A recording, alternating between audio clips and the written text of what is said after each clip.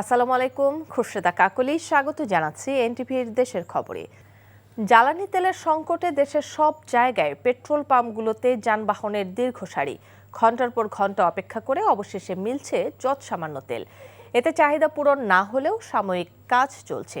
এদিকে জ্বালানি তেলের সরবরাহ ঠিক রাখতে ১৯টি ডিপোতে বিজিবি মোতায়েন করা হয়েছে। বিস্তারিত ইমরুল কায়েসের ডেস্ক রিপোর্ট। যানবাহনে দীর্ঘ লাইন পেরিয়ে নিতে হচ্ছে জ্বালানি তেল। এর জন্য অপেক্ষা কয়েক ঘন্টা, অথচ মিলছে না পর্যাপ্ত পরিমাণে। এমনই অভিযোগ রাজশাহীর মোটরসাইকেলের চালকদের। একদিন বিরতিতে জেলার বিভিন্ন ফিলিং স্টেশনে জ্বালানি তেল দেয় মোটরসাইকেলের এমনই দীর্ঘ সারি। নগরীর তালাইমারি, কুমারপাড়া, শিরোইল, কাশিয়াডাঙ্গা ও শালবাগান এলাকার বেশ কয়েকটি পাম্পের চিত্র একই। তবে পেট্রোল পাম্পে প্রশাসনের কোনো তৎপরতা নেই। খুলনার পদ্মা, মেঘনা ও যমুনার তেল ডিপো থেকে ২১ জেলার ৪৬৫টি পেট্রোল পাম্পে জ্বালানি তেল সরবরাহ করায় পাম্পগুলোতে ছিল উপচে পড়া ভিড়। রেশনিং পদ্ধতিতে তেল দেয়ায় একাধিকবার তেল নেওয়ার অভিযোগ রয়েছে। তেল না হলে তো আমরা অফিস করতে পারতেছি না। অফিসে যেতে সমস্যা হচ্ছে, সিরিয়ালে দাঁড়ায় তেল নিতে হচ্ছে। তো সন্ধ্যার সময় তেল পাচ্ছি, তো রাত্রে পাচ্ছি না, আবার সকালে পাচ্ছি, তো বিকেল দুপুরে পাচ্ছি না। মৌলভীবাজারে জ্বালানি তেলের তীব্র সংকটে বিপাকে পড়েছেন যানবাহনের চালকেরা। বিভিন্ন পাম্পে ঘুরে আর দীর্ঘ লাইনে অপেক্ষার পর মিলছে যৎসামান্য তেল। আমাদের সেই তেলের জন্য সে কমলগঞ্জ থেকে প্রায় ২০ কিলো চালায় আসতে হয়েছে। এখন আমাদের অনিশ্চয়তার মধ্যে আমরা আছি, তেল পাবো কিনা। আমরা কর্মজীবীদের জন্য খুব বেশি কষ্ট হচ্ছে। তেল খুঁজতে খুঁজতে যতটুকু তেল ছিল ওটুকু শেষ। আমাদের চাহিদা মতো আমরা ফুয়েল পাচ্ছি না, এই হচ্ছে মূল ব্যাপার। তেল দেয় না, তেল লাগিয়েছি, পাম্পও তেল দেয় না। ডিপো থেকে আমরা পর্যাপ্ত পরিমাণ পাই না, বিক্রিও করতে পারি না। অকটেন পেট্রোল আমার এখানে নাই। কালকে আসরের পরে আইছে লাইন ধরা, কিন্তু তেল দিছে না।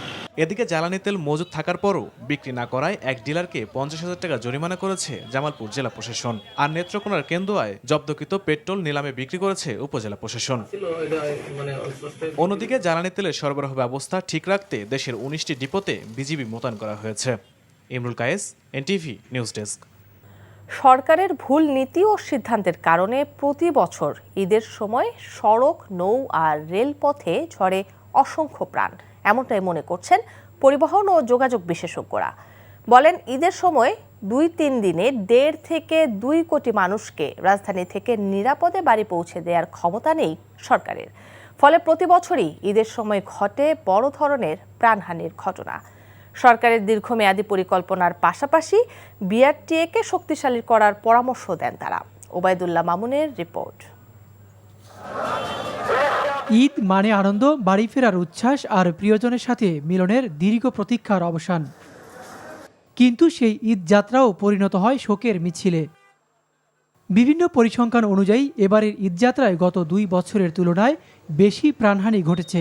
সড়ক নিরাপত্তা নিয়ে কাজ করা সংগঠন রোড সেফটির তথ্য অনুযায়ী ঈদের আগে ও পরে ১০ দিনে সড়ক দুর্ঘটনায় নিহত হয়েছেন ২৯৮ জন, আর দুর্ঘটনার সংখ্যা ৩৭৩টি, যেখানে গত বছর দুর্ঘটনায় মৃত্যু হয়েছে ২৪৯ জনের।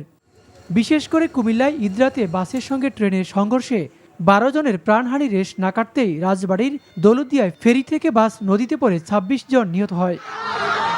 ঈদের আগে সদরঘাটে ২ লঞ্চের চাপায় পিষ্ট হয়ে ঘটনাস্থলে মারা যান ৩ জন ও সবশেষ শুক্রবার রাতে টাঙ্গাইলে ট্রেনে কাটা পড়ে ৫ জনের প্রাণহানি ঘটে। এসব দুর্ঘটনা কি নিছক দুর্ঘটনা নাকি সড়কে নৈরাজ্য? পরিবহন ও যোগাযোগ বিশেষজ্ঞরা বলছেন, ছোট শহরে অধিক জনসংখ্যা আর ঈদ বা বিশেষ দিবসে ২-৩ দিনে এত লোকের যাতায়াতের সক্ষমতার ঘাটতি দায়ী।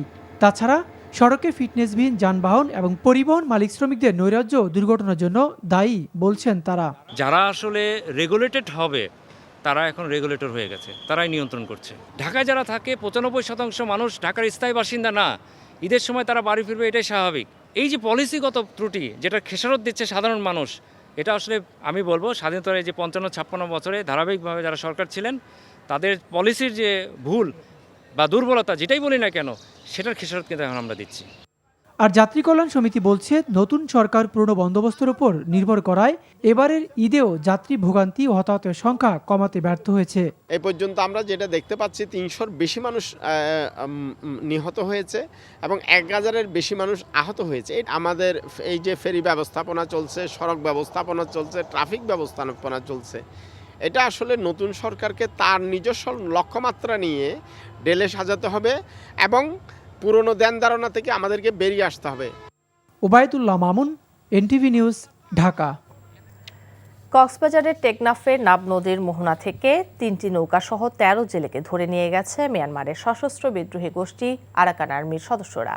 আটক জেলেদের সকলের বাড়ি টেকনাফ উপজেলার শাহপরীর দ্বীপ মাঝরপাড়া ও ডাঙ্গরপাড়া গ্রামে। শাহপরীর দ্বীপ পশ্চিম পাড়া জেলে সমিতির সভাপতি আব্দুল গফুর জানান, ভোরে ইঞ্জিন চালিত কিছু নৌকা নাফ নদের মোহনায় মাছ শিকারে যায়। এ সময় স্পিড বোট নিয়ে ধাওয়া করে অস্ত্রের মুখে 3টি নৌকা সহ 13 জেলেকে ধরে নিয়ে যায় আরাকান আর্মি। পরে বিজিবি ও স্থানীয় প্রশাসনকে জানানো হয়েছে। এ ঘটনায় মাছ ধরার নৌকার মালিক ও জেলেরা আতঙ্কের মধ্যে রয়েছে।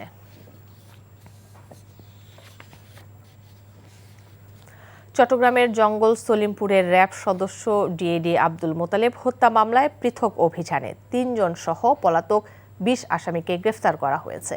র্যাব 7-এর সহকারী পরিচালক ARM মোজাফফর হোসেন জানান, গতকাল র্যাব 7 ও 11 অভিযান পরিচালনা করে। এ সময় নোয়াখালীর কবিরহাট থানাধীন নবগ্রাম এলাকা থেকে এজাহার নামীয় আসামি মোহাম্মদ পারভেজকে এবং পাহাড়তলী থানাধীন উদালিয়া এলাকা থেকে আসামি মোহাম্মদ বেলাল ও বায়েজিদ বোস্তামি থানাধীন শেরশাহ বাংলা বাজার এলাকা থেকে আসামি সাইদুল ইসলামকে গ্রেফতার করা হয়।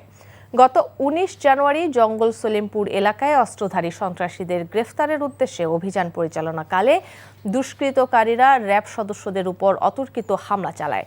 এ সময় 4 র্যাব সদস্য আহত হন। তাদের উদ্ধার করে চট্টগ্রাম CMH-এ নিয়ে গেলে চিকিৎসকরা ডিএডি আব্দুল মোতালেবকে মৃত ঘোষণা করেন। বিদ্যুৎ, জ্বালানি ও খনিজ সম্পদ প্রতিমন্ত্রী অনিন্দ ইসলাম অমিত বলেছেন, যশোরের ভবদহ জলাবদ্ধ এলাকার মানুষের দুঃখ কষ্টের স্থায়ী সমাধান সূত্র খুঁজে বের করতে চায় বর্তমান সরকার। সকালে যশোরের কেশবপুর উপজেলার বুরুলি খাল পুনঃখননের উদ্বোধনী অনুষ্ঠানে এসব কথা বলেন তিনি। বলেন, প্রধানমন্ত্রী তারেক রহমানের সরকার দেশের মানুষের দুঃখ কষ্টের সমব্যথিত। এজন্য প্রত্যন্ত অঞ্চলের মানুষের সমস্যার সমাধান করতে চান তিনি। বর্ষা শুরুর আগেই ভবদহ এলাকার নদী, খাল থেকে বাঁধ অপসারণ ও সুইচ গেট সচল করতে স্থানীয় প্রশাসন ও পানি উন্নয়ন বোর্ডের কর্মকর্তাদের নির্দেশনা দেওয়া হয়েছে বলে জানান তিনি। আগামী বর্ষা মৌসুম শুরুর পূর্বেই নদীতে বিদ্যমান বাঁধসমূহ অপসারণ, খালের ও নদীর সংযোগস্থলে বিদ্যমান মাটি অপসারণ এবং সুইচ গেট সমূহকে সচল রেখে পানি নিষ্কাশনের পথ সুগম করবার জন্য আমি সম্মানিত প্রকল্প পরিচালক এবং এক্সিকিউটিভ ইঞ্জিনিয়ার ওয়াকদা এবং মাননীয় জেলা প্রশাসককে আলাদাভাবে বিশেষ নজর দিতে অনুরোধ করেছি। সুস্থতা ও রোগ ব্যাধি থেকে বাঁচতে দেশের বিভিন্ন স্থানে পরিষ্কার পরিচ্ছন্নতা অভিযান পরিচালনা করা হয়েছে। সকালে কুমিল্লা সিটি কর্পোরেশনের বিভিন্ন স্থানে মশক নিধন ও পরিচ্ছন্নতা কার্যক্রম উদ্বোধন করেছেন প্রশাসক ইউসুফ মোল্লা টিপু। এ সময় তিনি বলেন, প্রধানমন্ত্রীর নির্দেশে নগরীর সার্বিক উন্নয়ন ও পরিচ্ছন্নতা কার্যক্রমে বিশেষ গুরুত্ব দেওয়া হচ্ছে। কুমিল্লাকে সুন্দরভাবে গড়ে তুলতে সবার সহযোগিতা কামনা করেন তিনি। অন্যদিকে সকালে কেরানীগঞ্জের বিভিন্ন স্বাস্থ্য কেন্দ্র পরিদর্শন করেন ঢাকা 2 আসনের সংসদ সদস্য আমান উল্লাহ আমান। এ সময় তিনি বলেন, নিজেদের সুস্থতা ও রোগ মুক্তি রাখতে প্রতিষ্ঠানে পরিচ্ছন্নতা বজায় রাখতে হবে। বাউল সম্রাট শাহ আব্দুল করিমের 110তম জন্মবার্ষিকী উপলক্ষে তার জন্মভিটা সুনামগঞ্জের দিরাই উপজেলার উজানধল গ্রামের মাঠে শুক্রবার থেকে 2 দিনের উৎসবের আজ শেষ দিন। উৎসব ঘিরে বাউল করিমের বাড়ির পাশে কালনী নদীর তীরে তার ভক্ত অনুরাগীদের মিলন মেলা বসেছে। জেলা প্রশাসন ও শাহ আব্দুল করিম পরিষদ এই উৎসবের আয়োজন করেছে। শুক্রবার রাতে জেলা প্রশাসক মোহাম্মদ ইলিয়াস মিয়ার সভাপতিত্বে উদ্বোধনী অনুষ্ঠানে প্রধান অতিথির বক্তব্য রাখেন সুনামগঞ্জ 2 আসনের সংসদ সদস্য নাসির উদ্দিন চৌধুরী। উদ্বোধন শেষে মঞ্চে বাউল সম্রাটের জনপ্রিয় গান গাইতে শুরু করেন তার শিষ্য অনুরাগীরা।